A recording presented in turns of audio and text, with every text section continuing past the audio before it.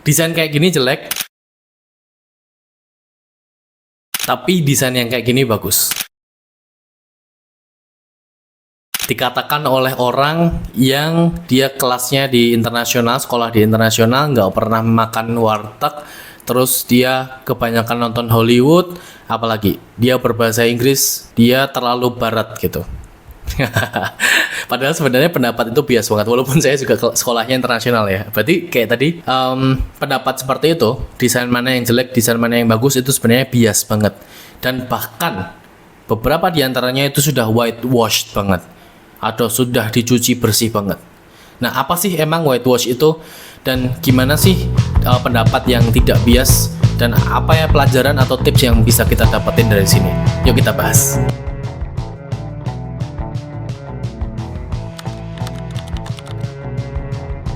Nah, dari whitewash dulu. Tadi kan saya bilang whitewash ya, dan pendapat yang seperti itu, desain mana yang bagus, mana yang enggak gitu.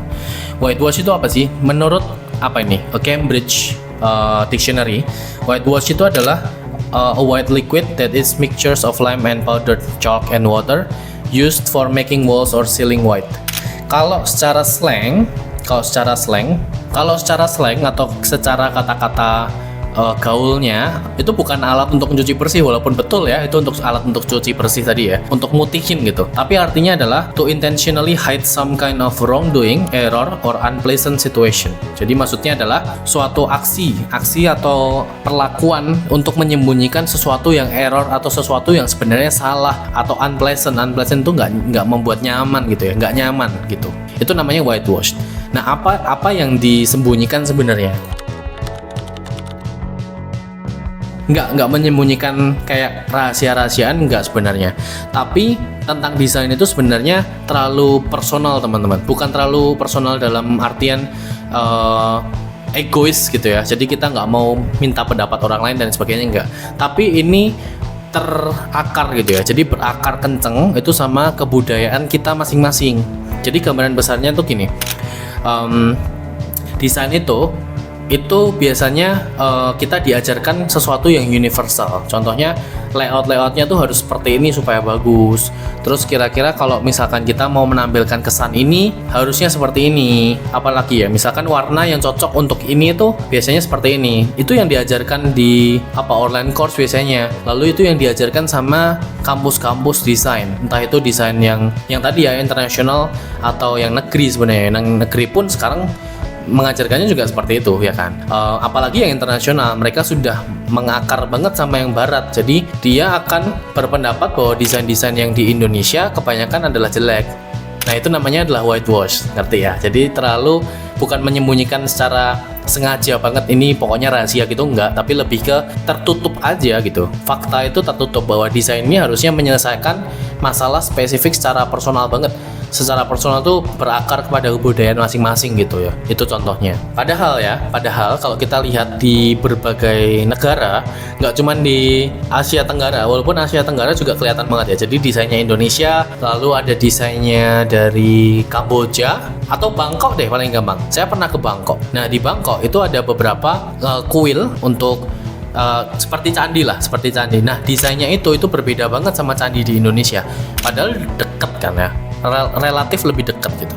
Apalagi kayak di Kamboja, di Laos, di Filipina itu udah beda-beda semua. Kalau di Singapura itu desainnya sudah modern banget karena dia mungkin karena sudah terbaratkan ya. Jadi dia, kalau nggak salah, correct me if I'm wrong ya, kalau nggak salah dia dijajah sama Inggris ya, kalau nggak salah ya. Tapi dia sudah barat banget, jadi terkesan sangat-sangat beda sama yang lainnya. Kalau kita lihat negara yang lain kayak negara Latin Amerika Latin, seperti Brazil itu kan beda-beda banget ya desainnya ya. Terus ada beberapa negara di Amerika Latin yang kayak dia grafitinya khusus, bentuknya lucu banget, ada yang lebih lancip-lancip dan sebagainya. Jadi ada beda-beda banget. Dilempar lagi ke negara yang lain kayak India contohnya. India tuh beda banget desainnya, kayak dia pakai kain yang namanya kain sari ya kan. Terus warnanya kuning merah kayak ngejreng-ngejreng gitu warnanya. Bahkan makanannya pun kan juga warnanya beberapa ngejreng ya. Ngejreng itu warnanya terlalu terang gitu. Yang merah menyala, kuning menyala gitu kan. Dilempar lagi di negara contohnya Swedia itu ada di bagian atas pokoknya, di dekat-dekat UK, tapi samping baratnya Rusia. Coba nanti tampilin Sweden, tampilin Swedia di mana ya.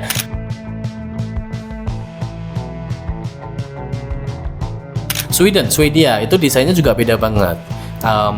Ada sejenis batik ya, jadi ada gambar corak pola berulang gitu yang seperti batik, tapi dia modelnya ada bunga-bunga dan bunganya tuh gambarnya beda deh. Kalau kita lihat langsung kita tahu bedanya sama batik di Indonesia.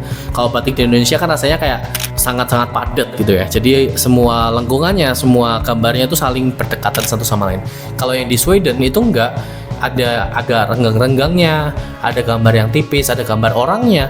Lalu dia beberapa ada kotak-kotak dan lain sebagainya. Bahkan di Sweden pun sudah mematenkan desainnya dia, sudah ngelok ya, sudah ngunci desain negaranya dia tuh seperti apa. Kalau kalian cek di Google itu nanti ada Sweden branding gitu. Coba deh cari Sweden branding. Nanti kalian bisa baca-baca guideline-nya atau pedoman desain Sweden banget itu seperti apa gitu.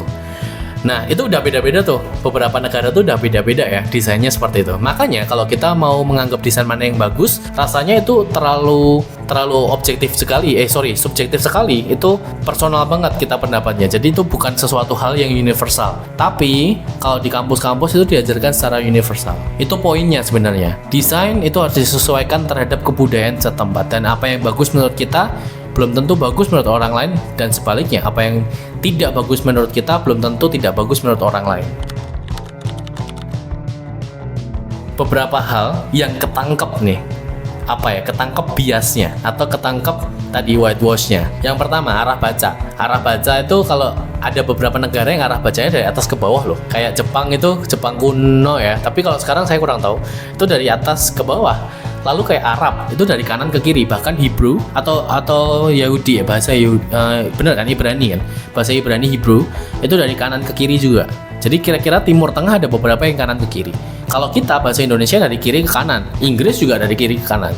Di Jepang itu dari atas ke bawah yang kuno ya. Jadi itu aja udah beda. Terus ada font. Font itu kan kalau kita bisa kelompokkan ada yang feminin sama ada yang maskulin ya. Kalau beneran yang nggak mau subjektif atau nggak mau mengakar kuat kepada kebudayaan, ya udah sebenarnya nggak ada font yang nggak ada font yang feminin sama maskulin. Adanya cuma font dengan karakteristik tertentu. Font yang maskulin itu contohnya kayak yang kotak-kotak yang lebih tebel, yang lebih standar, yang lebih plain gitu. Tapi kalau yang feminin itu biasanya yang meliuk-liuk, yang indah gitu kan. Tapi kan itu pendapat karena orang-orang sudah terlalu punya stereotip kalau cewek itu harus lembut ya kan. Karena ada beberapa cewek yang nggak lembut soalnya, ya kan. Kalau kita beneran mau objektif, sebenarnya nggak ada font yang feminin atau maskulin. Tapi saya nggak menyalahkan juga kalau kalian punya pendapat ini, karena sekali lagi desain itu mengakar kepada budaya. Jadi kalau kita ngomongin feminin di Indonesia itu masih wajar atau masih bisa diterima kalau cewek itu harus yang lembut dan sebagainya. Kalau di luar mungkin sudah enggak gitu, ngerti ya. Terus yang berikutnya lagi, gambar nih. Ada satu penelitian menarik. Penelitiannya itu dari buku The Politics of Design. Penelitiannya itu tentang orang-orang yang diberi gambar yang sama, yaitu ada gambar tanah, pohon, terus ada awan hitam atau awan mendung, ada petirnya. Nah, yang menariknya adalah dan mengejutkannya adalah orang-orang yang dari climate yang typically in the storm cloud as negative. Jadi kalau orang-orang yang dari colder climates atau iklimnya tuh dingin gitu, contohnya kayak di Jepang, kayak di UK, kayak di Eropa, di Amerika yang lebih Kanada gitu kan ya, yang lebih dingin, mereka menganggap kalau itu awan petirnya itu, awan yang gelap mendung petir itu sebagai negatif, hal yang negatif. Tapi kebalikannya kalau dari Khatulistiwa kayak di Indonesia, kayak di India dan lain sebagainya, menganggap awan yang mendung dan petir itu adalah hal yang positif karena habis ini dingin nih, biasanya panas gitu. Itu sudah persepsi sendiri ya kalau kita pakai gambarnya. Ini ada yang menarik lagi, kalau orang yang membaca dari kiri ke kanan, kayak kita, kayak Inggris itu melihat awannya itu mendekati kita. Karena awannya ada di gambar yang tadi, gambarnya itu ada di kiri. Jadi merasa kayak mendekati kita. Tapi kebalik kalau orang kayak di Timur Tengah, kayak Arab, kayak Ibrani bahasanya, itu dari kanan ke kiri, mereka menganggap kalau awannya ini menjauhi mereka. Jadi penempatan gambar awan pun itu berpengaruh banget. Itu dari buku The Politics of Design. Warna merah, kalau di Cina itu artinya adalah prosperity atau kebahagiaan, kemakmuran. Tapi kalau di South Africa, Afrika Selatan, merah itu artinya mourning atau artinya berduka. Jadi kalau orang-orang berduka pakainya warna merah. Ada lagi icon, contohnya. Icon ya. Ini berdasarkan bukan budaya, tapi ini berdasarkan age. Age itu umur ya. Ada beberapa save icon untuk nge-save, untuk menyimpan sebuah file itu masih floppy disk yang gambarnya kayak gini, tampilin mbak, floppy disk. Nah floppy disk ini itu padahal udah lama banget dipakai, udah zaman kapan tuh dipakai, 90-an mungkin, dan itu personal banget karena orang-orang masih ngerti gitu. Tapi nanti kedepannya Gen Z, Gen Alpha mungkin udah nggak ngerti lagi floppy disk itu apa. Iconnya jadi nggak relevan. Yang berikutnya emoji ini sering banget dibahas di sosial media nih. Jadi orang emoji ketawa yang sampai nangis itu sama orang tua yang udah boomer gitu, itu dianggapnya emoji nangis. Jadi itu sekali lagi age atau umur itu juga berpengaruh terhadap persepsi terhadap gambar tertentu. Buat pemula, pokoknya jangan khawatir kalian ngedesain yang jelek, dipandang jelek sama orang. Karena contohnya, dalam tanda kutip jelek ya, karena kalian ngedesain kayak yang di gambar-gambar di warung-warung atau di poster-poster Indonesia banget. Jangan khawatir, karena sebenarnya itu kalian ngedesain sesuai insting kebudayaan yang sudah terbangun di kalian aja. Nggak apa-apa kayak gitu ya. Terus yang berikutnya, kalau kalian ngedesain, aspek yang paling penting itu adalah aspek manusianya. Kalian harus ngeriset kira-kira ini cocok nggak untuk manusia tertentu sebagai audiens kalian. Tadi yang sudah saya paparkan tadi, itu muaranya semuanya ada di manusianya loh. Ngedesain memang untuk manusia, karena ngedesain untuk manusia, jadi kalian harus mempertimbangkan aspek manusianya. Jangan mempertimbangkan apa yang biasanya orang lain lakukan terhadap desain itu.